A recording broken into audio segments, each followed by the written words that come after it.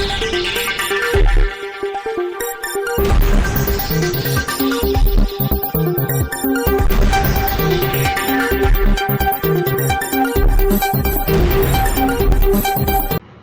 દર્શક મિત્રો, આપ જોઈ રહ્યા છો શ્રીનોદ સમાચાર। આમલા ખાડી બાદ હવે અમરાવતી બ્રિજ ટ્રાફિક જંકશન બની રહ્યો હોય। સાંકડા બ્રિજને લઈ બ્રિજ પાર કરવા રોજબરોજ લાગતી 2 થી 2.5 કિલોમીટર વાહનોની લાંબી લાઈનોના પગલે વાહન ચાલકો ત્રાહિમામ પુકારી ઉઠ્યા છે। ગ્લેશ્વર વાલે ચોકડી નજીક આમલા ખાડીનો સાંકડો બ્રિજ ટ્રાફિક નિમિત્તે બનતા વીકેન્ડમાં ટ્રાફિક જામ સર્જાતા 3 થી 5 કિલોમીટર વાહન સુરત તરફ જતી લેનમાં લાઈનો લાગે છે।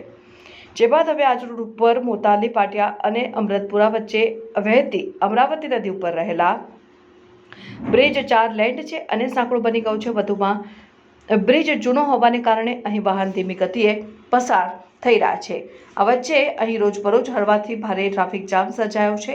એટલું જ નહીં, 2 થી 2.5 કિલોમીટર લાંબી વાહનો કતાર જોવા મળે છે, જેને લઈને રોજના વાહન ચાલકોના કલાકોના વ્યય થાય, સાથે ડીઝલનો વ્યય સાથે આર્થિક નુકસાન થઈ રહ્યું છે। નેશનલ હાઈવે નંબર 48 ઉપર આવેલ બંને આમલા ખાડી અને અમરાવતી નદી બ્રિજને લઈ વધતી જતી ટ્રાફિક સમસ્યાને લઈ ટ્રાન્સપોર્ટર અને વાહન ચાલકોને હાલ તો ભારે હાડમારી વેઠવવી પડી રહી છે।